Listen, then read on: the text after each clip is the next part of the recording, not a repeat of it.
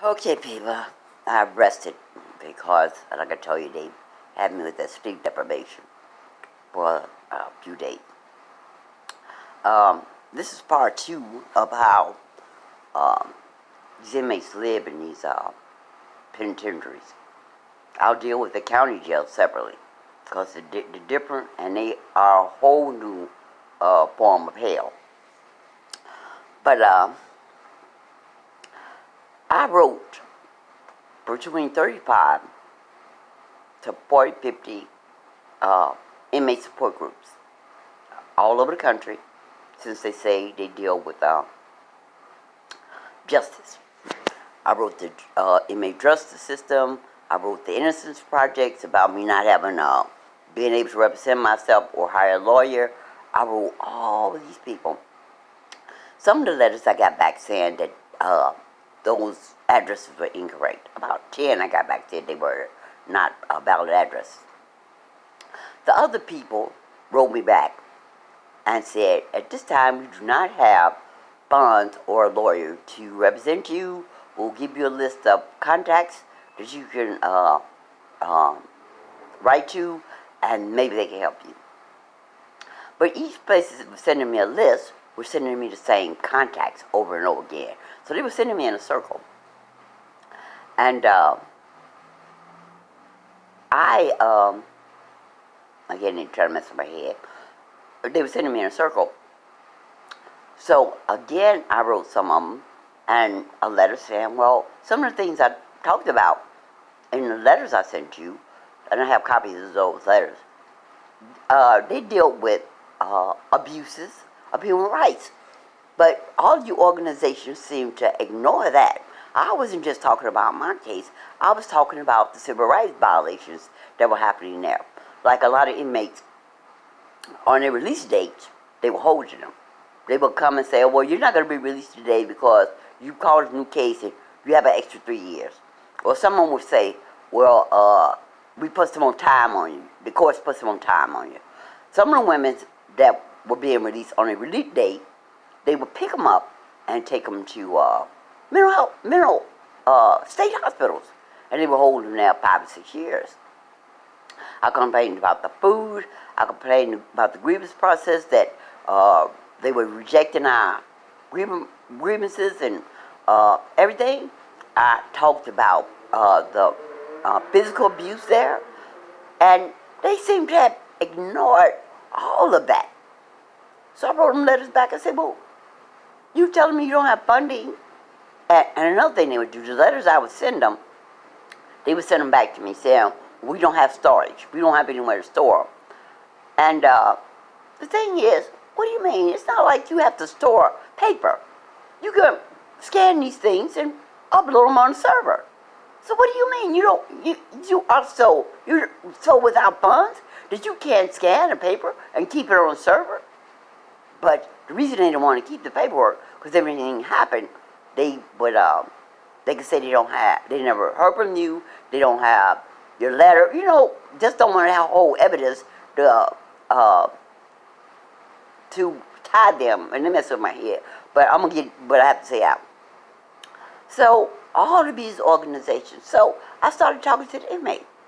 I asked them, all these organizations that are supposed to be out here to help inmates, have you ever heard of any inmate in any state being helped by these organizations? And the inmate said no. So people think the prisoners and inmates in these jails and counties have some kind of help out there. They can write certain organizations and they will reach out and help. None of them would. No inmate had heard of any inmate being helped by these ACLU, prison law office. None of them had reached out to help these people. You'll write them, it takes months for them to get back to you, and when they do, they tell you that they have no funding, they have no lawyers, and they give you a list of the same people that you just wrote. So it's all meant to keep the inmates from reporting Because if you don't have anybody else with these organizations that's supposed to help you, and they're not helping you, then you have nowhere else to go. No avenue for recourse. The conditions of those places, and when they say the courts and these lawyers, these organizations that's supposed to be monitoring these prisons, when they say they're monitoring, it's a lie. Because if you step inside those prisons and go on any of them units, you'll immediately know that these people are living worse than the concentration camp. The floors are painted, and the floors had to have been painted maybe 15, 20 years ago. The paint has peeled off the floors are regularly. The furniture, like the table and chair, they're not in all that great shape. The table is, but the chair not. But that is a luxurious item compared to what they have for the inmates in the prisons. The tables are mismatched in the game room. Any kind of table they can find to put in there, they put in there. The tops are formica. But on the top of those counters, it has peeled, on the top of the table, it has peeled so bad. You know, they got big hole spots in the tables. The chairs are those heavy plastic chairs. They got chips in the back of the chairs, chips on the side, they cracked in the front. They got tape and paper taped around, and you know that looks horrible. Tape and paper wrapped on the bottom of the chairs, taped to the chairs. Anybody that would come in there and see the raggedness, the conditions of how they got them inmates living, if they stepped in any unit. So they can't say they're monitoring these places. Those places are horrible. I've seen better furniture in the alley. You understand what I'm saying? But on a lighter note, I have a lot of other stories, but that's the only one they let me think of at the moment. On a lighter note, though, since I didn't have any income coming in, everybody tried to have a hustle. Some people, the ones that have some skills, some of them draw, and they draw envelopes and on stationery, and they sell that.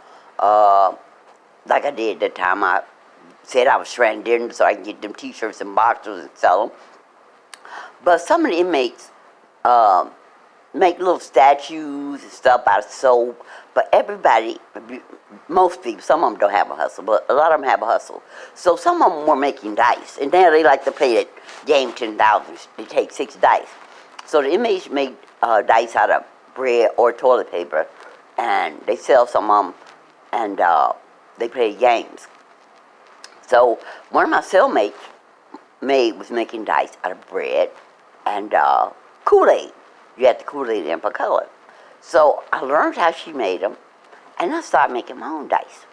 But when I started making my dice, I started making flowers. A girl showed me how to make flowers, but the flowers wouldn't hold up. So I devised my own formulas, my own ingredients. I tested them until I came out with the right formula that my flowers wouldn't crack. So I made the dice first. I made flowers. I used Kool-Aid as coloring. I used ink from an ink pen. I used all kind of things that had color to make colors for my items. And then people started giving me paints. They said, well, can you get me a yellow dice or make me a yellow flower? I said, no. I said, well, I need your paint. And they started giving me paints. And I started making my products out of paint. So after I made the dice and the flowers, I started making jewelry. Making my own beads and everything. So let me show you something. I don't have any flowers because I gave most of the flowers away. I was the only one making my products, so I had a good hustle. I got everything I needed. In fact, people came to me to get food and stuff like that because God made sure I provided everything I needed with my hustle. So I would sit outside on the table on Saturday mornings, and that was our flea market. One of the ladies made stuffed animals out of material that she would get, and she had a needle and thread. She made stuffed animals. One girl was on the table. She had cards, and I had my products. So let me show you some of my things. I started off making the dice in different colors. And as you can see, they're homemade, but they're just as hard as the dice you would buy at the store. I made different colors, and I made them handmade.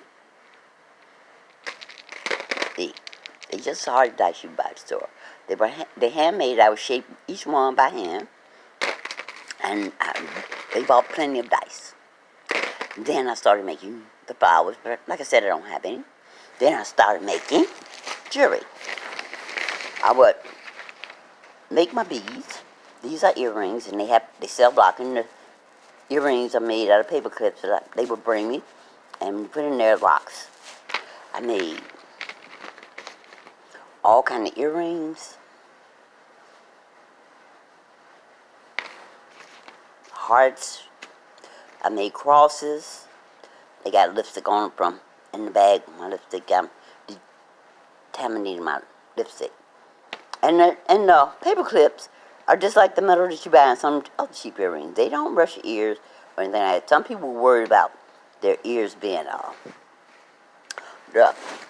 And let me show you the other stuff I made. I made all kinds of things.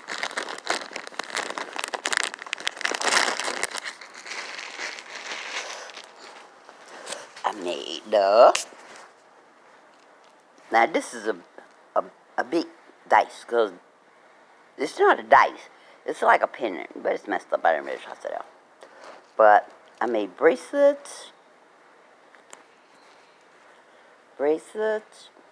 Now, everything's made out of hamburger buns. Everything is made out of hamburger buns. Hamburger buns and hot dog buns. So if you want an earring just to go with your dice, I'd make the earrings and a pendant to match your dice, so jewelry to match your dice. I made these little things. Some of them had them little small hoop earrings that they could buy, and these would fit over to hoop earrings to different colors. One of the girls wanted her initials in her earrings, so I put a C in one earring, and she wanted a U in the other earring. So I was making jewelry according to the specification. And all kind of little necklaces. I want to show you something in particular. This is a pendant. And I make the earrings to match the pendants. These are, a girl told me she wanted, do I know how to make a slave bracelet? I told her I never heard of slave bracelet. So she drew on a piece of paper what it was. And this is what a slave bracelet is. Let me take that off. That one off. I said when I was get out, I was going to try to do something with this. But this is how a slave bracelet goes. It goes on the arm. It's a ring. And so I was making, I got different colors of these. I was making all kinds of these. I said I was going to give me some stuff that they made jewelry out, the real stuff, instead of stuff I got. But I got all different kind of colors. Slave bracelets, the black. So, and everybody enjoyed it because it was a novelty of everything being made out of bread. Out of like these, everything being made out of bread, out of hamburger buns and hot dog buns. So I said I was going to get out here and try to do something with that, like that little heart bracelet. Well, at least I learned something, and I experimented, and I was able to get the things I needed while I was there.